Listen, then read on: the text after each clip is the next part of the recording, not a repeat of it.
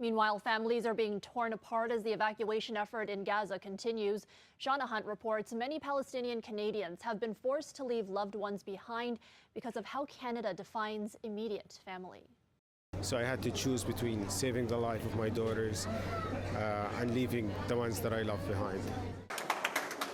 After 36 days under siege, Mohammed, his wife, and their 2 young daughters are back on Canadian soil. But fleeing the war-torn Gaza Strip was a heartbreaking decision.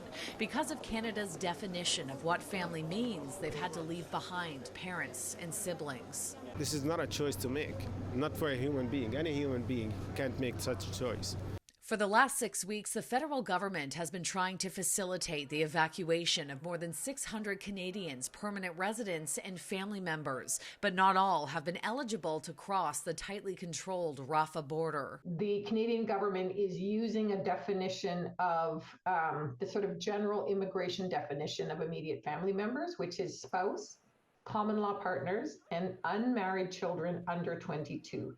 So it's very restrictive. It's not even what most people would think of in terms of immediate family. Despite other countries like the U.S. having a much broader definition of immediate family, the Canadian Council of Refugees says for now, Canada has not offered to add parents, in-laws, and siblings to its list of potential evacuees.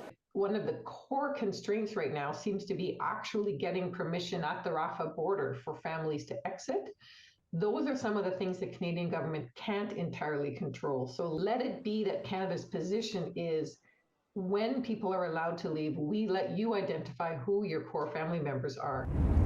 And this has happened before. During Canada's evacuation efforts in Afghanistan, Ottawa expanded the definition to add de facto dependents, which included all family members living in the same household and people who depend on a specific family for emotional or financial reasons. I urge everyone who has something to do with the government to work on getting families, at least first families out, so like sisters, brothers, parents.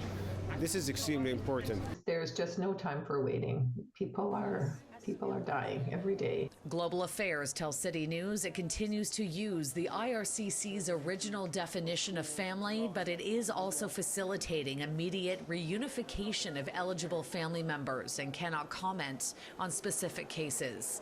Shauna Hunt, CityNews.